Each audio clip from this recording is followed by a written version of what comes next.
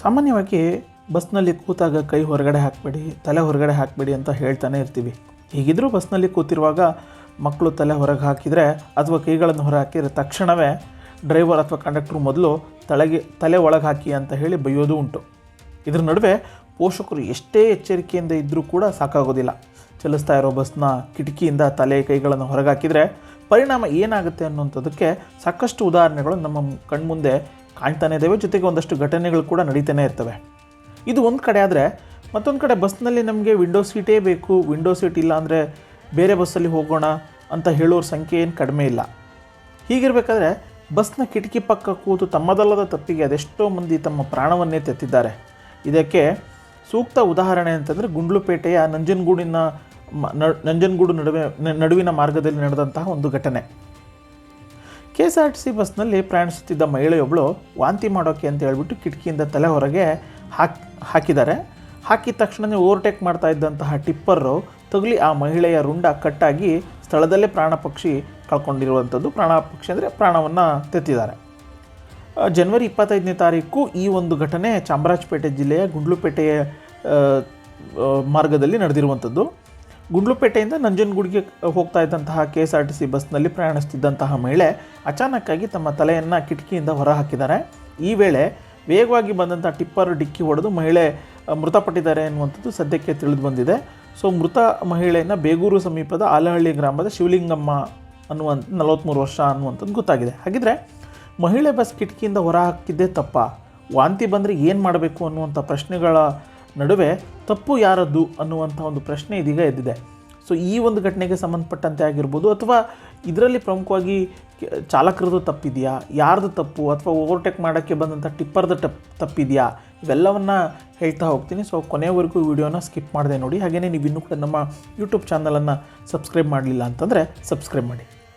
ಈ ರೀತಿ ಬಸ್ಸಿನ ಕಿಟಕಿಯಿಂದ ತಲೆ ಹೊರಗೆ ಹಾಕಿ ಈ ರೀತಿ ಘಟನೆ ನಡೆದಿರುವಂಥದ್ದು ಇದೇ ಮೊದಲಲ್ಲ. ಈ ಹಿಂದೆನೂ ಕೂಡ ಸಾಕಷ್ಟು ಘಟನೆಗಳು ನಮ್ಮ ಕಣ್ಮುಂದೆ ನಡೆದಿರ್ತವೆ. ಒಂದಷ್ಟು ಸುದ್ದಿಗಳನ್ನು ನಾವು ಅಲ್ಲಿ ಇಲ್ಲಿ ಕೇಳ್ತಾನೆ ಇರ್ತೀವಿ. ಈ ರೀತಿಯಾಗಿ ಬಸ್ಸಿನ ಕಿಟಕಿಯಿಂದ ತಲೆ ಹೊರಗೆ ಹಾಕ್ತಂಥ ಸಂದರ್ಭದಲ್ಲಿ ಪಕ್ಕದಲ್ಲಿ ಓವರ್ಟೇಕ್ ಮಾಡ್ತಾ ಇದ್ದಂಥ ವಾಹನ ಆಗಿರ್ಬೋದು, ಅಥವಾ ಎದುರುಗಡೆಯಿಂದ ಬರ್ತಿದ್ದಂತಹ ಬೃಹದಾಕಾರದ ವಾಹನಗಳು ಡಿಕ್ಕಿ ಹೊಡೆದು ಸಾವನ್ನಪ್ಪಿದ್ದಾರೆ ಅನ್ನುವಂಥದ್ದು ನಾವು ತುಂಬ ಕೇಳ್ತಾನೆ ಇರ್ತೀವಿ. ಸುಮಾರು ಅಂದರೆ ಮೂಲಗಳ ಪ್ರಕಾರ ಪ್ರತಿ ವರ್ಷ ಒಂದು 30ರಿಂದ 40 ಮಂದಿ ಪ್ರಯಾಣಿಕರು ಈ ರೀತಿಯಾಗಿ ತಮ್ಮ ಪ್ರಾಣವನ್ನು ಕಳ್ಕೊಳ್ತಾರೆ ಅನ್ನುವಂಥದ್ದು ಒಂದು ವರದಿನೂ ಕೂಡ ಉಲ್ಲೇಖ ಆಗಿದೆ. ಸೊ ಕೇವಲ KSRTC ಮಾತ್ರ ಅಲ್ಲ, BMTCಯಲ್ಲೂ ಕೂಡ ಈ ಥರದ ಘಟನೆಗಳು ನಡೀತಾ ಇದ್ದಾವೆ. ಅಂದರೆ KSRTC BMTC ಮಾತ್ರ ಅಲ್ಲ, ಬಹುತೇಕ ಖಾಸಗಿ ಬಸ್ಗಳಲ್ಲೂ ಕೂಡ ಇದೇ ರೀತಿಯಾದಂಥ ಒಂದು ದುರ್ಘಟನೆಗಳು ನಡೀತಾನೆ ಇದ್ದಾವೆ. ಸೊ ಕಳೆದ ಹಲವು ವರ್ಷಗಳಿಂದ ನಾವು ಗಮನಿಸ್ತಾ ಹೋದಾಗ ಬೇರೆ ಬೇರೆ ಊರುಗಳಲ್ಲಿ ಅಥವಾ ಬೇರೆ ಬೇರೆ ನಗರಗಳಲ್ಲಿ ಅಥವಾ ಬೇರೆ ಬೇರೆ ಅದರಲ್ಲೂ ಪ್ರಮುಖವಾಗಿ ಗ್ರಾಮೀಣ ಪ್ರದೇಶಗಳಲ್ಲಿ ಈ ರೀತಿಯಾದಂತಹ ಒಂದು ಘಟನೆಗಳು ನಡೀತಾನೆ ಇರ್ತವೆ. ಆ ಸಂದರ್ಭದಲ್ಲಿ ತಮ್ಮದಲ್ಲದಂತಹ ತಪ್ಪಿಗೆ ತಾವು ಪ್ರಾಣವನ್ನು ಕಳ್ಕೊಂಡಿರುವಂಥ ಒಂದು ಸನ್ನಿವೇಶನೂ ಕೂಡ ನಮ್ಮ ಕಣ್ಮುಂದೆ ನಡೆದಿರುವಂಥದ್ದು. ಸೊ ಇನ್ನು ಬೆಂಗಳೂರಿನ ವಿಚಾರಕ್ಕೆ ಬರೋದಾದರೆ, ಅಂದರೆ ಕಳೆದ ಒಂದು 4-5 ವರ್ಷಗಳ ಹಿಂದೆ ನಾಯಂಡಹಳ್ಳಿ ಸಮೀಪ ಇದೇ ರೀತಿಯಾದಂತಹ ಒಂದು ಘಟನೆ ನಡೆದಿತ್ತು. ಬಸ್ನ ಕಿಟಕಿಯಿಂದ ತಲೆ ಹೊರಗೆ ಹಾಕಿದಂಥ ಸಂದರ್ಭದಲ್ಲಿ ಎದುರುಗಡೆಯಿಂದ ಬಂದಂತಹ ಒಂದು ವಾಹನ ತಲೆಗೆ ಡಿಕ್ಕಿ ಹೊಡೆದು ಪ್ರಯಾಣಿಕ ಕೂಡ, ಅಂದರೆ ಓರ್ವ ಪ್ರಯಾಣಿಕರ ಜೀವಪಕ್ಷಿನೂ ಕೂಡ ಹಾರು ಹೋಗಿತ್ತು. ಸೊ ಈ ಸಂದರ್ಭದಲ್ಲಿ ಅಲ್ಲಿ ಅಧಿಕಾರಿಗಳು ಚಾಲಕನ ನಿರ್ಲಕ್ಷ್ಯದಿಂದನೇ ಈ ಒಂದು ಘಟನೆ ನಡೆದಿದೆ ಅನ್ನುವಂತಹ ನಿಟ್ಟಿನಲ್ಲಿ ಒಂದು ಪ್ರಕರಣ ಕೂಡ ದಾಖಲಾಗುತ್ತೆ. ಅಧಿಕಾರಿಗಳು ಆ ಒಂದು ಚಾಲಕನಿಗೆ ಒಂದು ನೋಟಿಸನ್ನು ಕೊಡುವಂಥ ಕೆಲಸವನ್ನು ಮಾಡ್ತಾರೆ. ಆದರೆ ಇದು ತಪ್ಪು, ಇದು ಈ ಒಂದು ಪ್ರಕರಣಕ್ಕೆ ಸಂಬಂಧಪಟ್ಟಂತೆ ಚಾಲಕರದ್ದು ಏನೇ ತಪ್ಪಿಲ್ಲ ಅಂತ ಹೇಳಿಬಿಟ್ಟು ಆಗ, ಅಂದರೆ 2000 ಘಟನೆ ನಡೆದಂಥ ಸಂದರ್ಭದಲ್ಲಿ ಚಾಲಕ ಕಮ್ ನಿರ್ವಾಹಕ ಆಗಿದ್ದಂಥ ಯೋಗೀಶ್ ಗೌಡ ಅವರು RTO ಇಲಾಖೆಯ ಅಧಿಕಾರಿಗಳು ಜೊತೆಗೆ BMTCಯ ಅಧಿಕಾರಿಗಳ ವಿರುದ್ಧ ಒಂದು ದೂರನ್ನು ಕೂಡ ಕೊಡುವಂಥ ಕೆಲಸವನ್ನು ಮಾಡಿದರು. ಇದು ಒಂದು ಭಾಗ. ಆದರೆ ಇಲ್ಲಿ ಯಾಕೆ ಪದೇ ಪದೇ ಈ ರೀತಿಯಾದಂಥ ಒಂದು ಘಟನೆಗಳು ನಡೀತಾ ಇದ್ದಾವೆ? ಇಲ್ಲಿ ಪ್ರಯಾಣಿಕರು ಎಡುತ್ತಾ ಇದ್ದಾರಾ, ಅಥವಾ ಚಾಲಕ ಅಥವಾ ನಿರ್ವಾಹಕ ತಲೆಯನ್ನು ಹೊರಗಾಗ್ತದ ಸಂದರ್ಭದಲ್ಲಿ ಅದನ್ನು ಎಚ್ಚರಿಸುವಂಥ ಕೆಲಸವನ್ನು ಮಾಡುವಲ್ಲಿ ವಿಫಲರಾಗ್ತಿದ್ದಾರಾ? ಈ ಎಲ್ಲ ಪ್ರಶ್ನೆಗಳು ಕೂಡ ಉದ್ಭವ ಆಗುತ್ತೆ. ಈ ಒಂದು ಪ್ರಶ್ನೆಗೆ ಉತ್ತರ ಹುಡುಕುವ ಮೊದಲು ಇನ್ನೊಂದು ವಿಚಾರವನ್ನು ನಾನು ನಿಮಗೆ ಹೇಳಲಿಕ್ಕೆ ಹೊರಡ್ತೀನಿ. 2019ರಲ್ಲಿ BMTC ಸಾರಿಗೆ ಇಲಾಖೆ ಅಧಿಕಾರಿಗಳು ಒಂದು ಕಾರ್ಯಾಚರಣೆಯನ್ನು ನಡೆಸ್ತಾರೆ. ಬೆಂಗಳೂರಿನ ಸುತ್ತಮುತ್ತ ಒಂದು ಕಾರ್ಯಾಚರಣೆಯನ್ನು ನಡೆಸ್ತಾರೆ. ಆ ಒಂದು ಕಾರ್ಯಾಚರಣೆ ಏನು ಅಂತಂದರೆ, ಶಾಲಾ ಕಾಲೇಜುಗಳಿಗೆ BMTC ಬಸ್ಗಳನ್ನು ಬಾಡಿಗೆ ಆಧಾರದ ಮೇಲೆ ಕೊಡುವಂಥ ಕೆಲಸ ಹಿಂದೇನೂ ಆಗ್ತಾಯಿತ್ತು, ಈಗಲೂ ಕೂಡ ಆಗ್ತಾಯಿದೆ. ಆ ಸಂದರ್ಭದಲ್ಲಿ ಸುಮಾರು 30ಕ್ಕೂ ಹೆಚ್ಚು BMTC ಬಸ್ಗಳನ್ನು ಸಾರಿಗೆ ಇಲಾಖೆ ಅಧಿಕಾರಿಗಳು ಒಂದು ತಪಾಸಣೆ ನಡೆಸಿದ ಸಂದರ್ಭದಲ್ಲಿ ಒಂದು 20ಕ್ಕೂ ಹೆಚ್ಚು ಬಸ್ಗಳನ್ನು ಜಪ್ತಿ ಮಾಡ್ತಾರೆ. ಪ್ರಮುಖವಾದಂಥ ಕಾರಣ ಏನು ಅಂತಂದರೆ ಸುರಕ್ಷತಾ ಮಾನದಂಡಗಳನ್ನು ನೀವು ಫಾಲೋ ಮಾಡ್ತಾ ಇಲ್ಲ ಅನ್ನುವಂಥದ್ದು. ಸುರಕ್ಷತಾ ಮಾನದಂಡ ಅಂತಂದರೆ ಪ್ರಮುಖವಾಗಿ ಯಾವುದೇ ಬಸ್ ಆದರೂ ಕೂಡ ಆ ಒಂದು ಬಸ್ಸಿನ ಕಿಟಕಿ ಇರುತ್ತಲ್ವ, ಕಿಟಕಿಗೆ ಒಂದು ಗ್ರಿಲ್ಲನ್ನು ಅಳವಡಿಕೆ ಮಾಡಿರ್ತಾರೆ. ಆ ಒಂದು ಗ್ರಿಲ್ಲು ಕಡ್ಡಾಯವಾಗಿ ಇರಲೇಬೇಕು ಅನ್ನುವಂಥ ಒಂದು ನಿಯಮವಿದೆ. ಆ ನಿಯಮ ಇಲ್ಲದೇ ಇರುವ ಕಾರಣ ಅಂದರೆ ಬಸ್ಸಿನ ಕಿಟಕಿಗೆ ಗ್ರಿಲ್ ಇಲ್ದಿತಿ ಇರೋದ್ರಿಂದ ಸುಮಾರು 20ಕ್ಕೂ ಹೆಚ್ಚು ಬಸ್ಗಳನ್ನು ಜಪ್ತಿ ಮಾಡುವಂಥ ಕೆಲಸವನ್ನು ಮಾಡ್ತಾರೆ. ಜೊತೆಗೆ ಆಗಲೇ ಒಂದು ಆದೇಶವನ್ನು ಕೂಡ ಹೊರಡಿಸ್ತಾರೆ.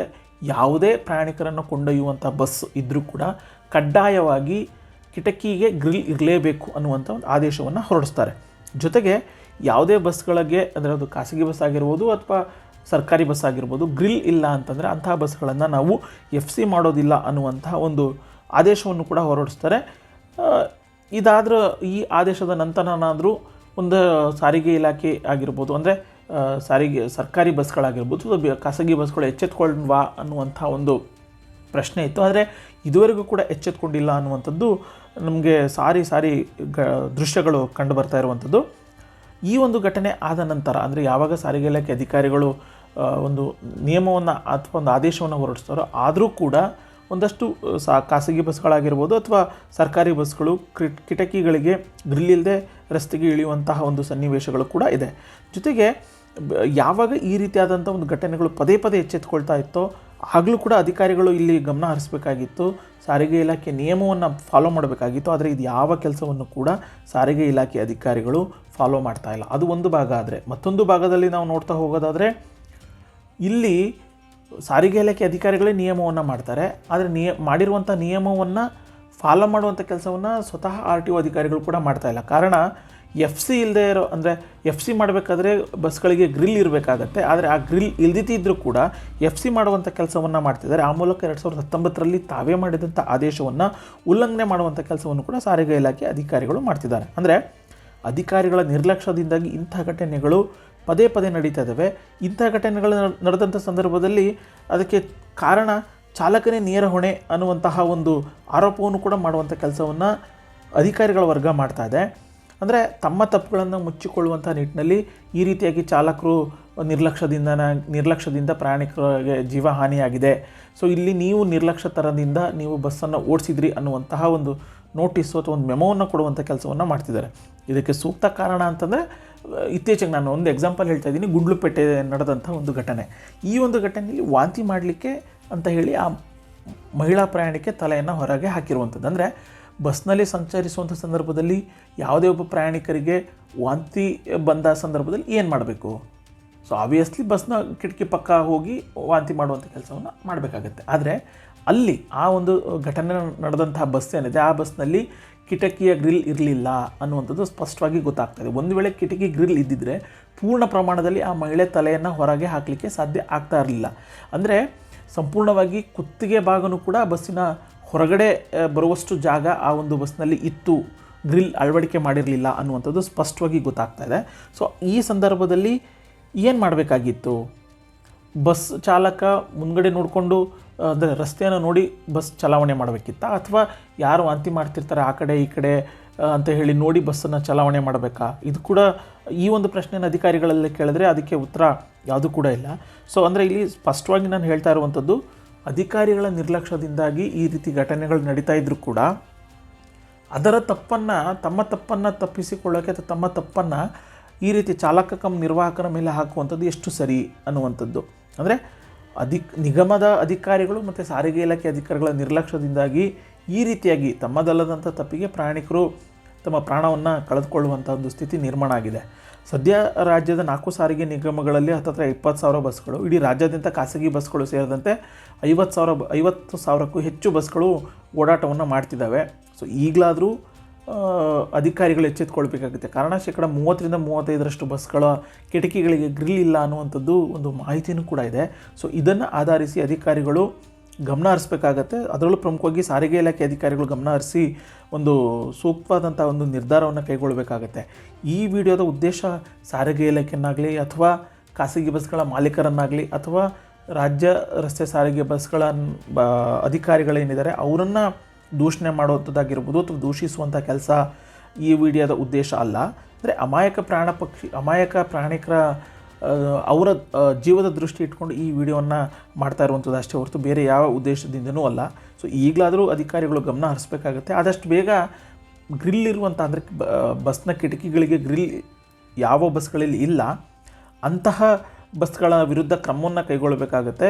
ಅದರಲ್ಲೂ ಪ್ರಮುಖವಾಗಿ ಮೂಲಗಳ ಪ್ರಕಾರ ಗ್ರಾಮೀಣ ಭಾಗದಲ್ಲಿ ಓಡಾಟ ಮಾಡ್ತಾ ಇರುವಂಥ ಖಾಸಗಿ ಮತ್ತು ಸರ್ಕಾರಿ ಬಸ್ಗಳಲ್ಲಿ ಬಹುತೇಕ ಬಸ್ಗಳಲ್ಲಿ ಕಿಟಕಿಗಳಿಗೆ ಗ್ರಿಲ್ ಇಲ್ಲ ಅನ್ನುವಂಥದ್ದು ಕೇಳಿಬರ್ತಾ ಇದೆ. ಸೊ ಅದು ನಾವು ಹೇಳ್ತಾ ಇರೋದಲ್ಲ, ಒಂದಷ್ಟು ಚಾಲಕರು ಕೂಡ ಈ ಒಂದು ಮಾತನ್ನು ಹೇಳ್ತಿದ್ದಾರೆ. ನಾವು ಅಧಿಕಾರಿಗಳ ಗಮನಕ್ಕೆ ತಂದರೂ ಕೂಡ ಯಾವುದೇ ರೀತಿಯಾದಂಥ ಪ್ರಯೋಜನ ಆಗ್ತಾ ಇಲ್ಲ ಅನ್ನುವಂತಹ ಒಂದು ಆರೋಪವನ್ನು ಕೂಡ ಮಾಡ್ತಿದ್ದಾರೆ. ಸೊ ಸಾರಿಗೆ ಸಚಿವರು ತಮ್ಮ ಈ ಗಮನ ಹರಿಸ್ಬೇಕಾಗುತ್ತೆ. ತಮ್ಮ ಅಧೀನದಲ್ಲಿ ಬರುವಂಥ ಸಾರಿಗೆ ಇಲಾಖೆಗೆ ಸೂಚನೆಯನ್ನು ಕೊಡಬೇಕಾಗತ್ತೆ. ಸೂಚನೆಯನ್ನು ಕೊಟ್ಟು ಕಟ್ಟುನಿಟ್ಟಾಗಿ ನಿಯಮಗಳನ್ನು ಜಾರಿ ಮಾಡುವಂತಹ ನಿಟ್ಟಿನಲ್ಲಾಗಿರ್ಬೋದು ಅಥವಾ ಎನ್ಫೋರ್ಸ್ಮೆಂಟ್ ಮಾಡುವಂಥ ನಿಟ್ಟಿನಲ್ಲಿ ಒಂದು ಆದೇಶವನ್ನು ಕೊಡಬೇಕು ಅನ್ನುವಂಥದ್ದು ಒಂದಷ್ಟು ಚಾಲಕರ ಒತ್ತಾಯ ಆಗುತ್ತೆ. ಜೊತೆಗೆ ಚಾಲಕರು ಅಷ್ಟೇ ಅಲ್ಲ, ನಾವು ಕೂಡ ಆ ಒತ್ತಾಯವನ್ನು ಸಾರಿಗೆ ಸಚಿವರಿಗೆ ಮಾಡ್ತಾಯಿದ್ದೀವಿ. ಇಲ್ಲಿ ಇಲಾಖೆ ಅಧಿಕಾರಿಗಳ ನಿರ್ಲಕ್ಷ್ಯ ಎದ್ದು ಕಾಣ್ತಾ ಇದೆ. ಸೊ ಇನ್ನು ಮುಂದಾದರೂ ಇಂತಹ ಒಂದು ಘಟನೆಗಳು ಮರುಕಳಿಸಬಾರ್ದು ಅನ್ನುವಂತಹ ನಿಟ್ಟಿನಲ್ಲಿ ಆದಷ್ಟು ಬೇಗ ಕ್ರಮಗಳನ್ನು ಕೈಗೊಳ್ಳಬೇಕು ಅನ್ನುವಂಥದ್ದು ನಮ್ಮ ಆಗ್ರಹ ಆಗಿದೆ. ಸೊ ಈ ನಿಟ್ಟಿನಲ್ಲಿ ಸಾರಿಗೆ ಇಲಾಖೆ ಆಗಿರ್ಬೋದು ಅಥವಾ ಸಾರಿಗೆ ಸಚಿವರು ಯಾವ ನಿರ್ದೇಶನವನ್ನು ಕೊಡ್ತಾರೆ, ಯಾವ ರೀತಿಯಾದಂಥ ಒಂದು ಕ್ರಮವನ್ನು ಕೈಗೊಳ್ತಾರೆ ಅನ್ನುವಂಥದ್ದನ್ನು ಕಾದು ನೋಡೋಣ. ಸೊ ನಿಮಗೆ ಅಧಿಕಾರಿಗಳ ನಿರ್ಲಕ್ಷ್ಯ ಆಗಿರ್ಬೋದು ಅಥವಾ ಅಮಾಯಕ ಪ್ರಾಣಿಕರ ಜೀವ ಹಾರು ಹೋಗ್ತಾ ಇರುವಂಥದ್ದು ಬಗ್ಗೆ ನಿಮ್ಮ ಅನಿಸಿಕೆ ಅಭಿಪ್ರಾಯಗಳನ್ನು ಕಮೆಂಟ್ ಬಾಕ್ಸ್ನಲ್ಲಿ ಕಮೆಂಟ್ ಮಾಡಿ. ಹಾಗೆಯೇ ನೀವು ಇನ್ನೂ ಕೂಡ ನಮ್ಮ ಯೂಟ್ಯೂಬ್ ಚಾನಲನ್ನು ಸಬ್ಸ್ಕ್ರೈಬ್ ಮಾಡಲಿಲ್ಲ ಅಂತಂದರೆ ಸಬ್ಸ್ಕ್ರೈಬ್ ಮಾಡಿ. ಧನ್ಯವಾದ.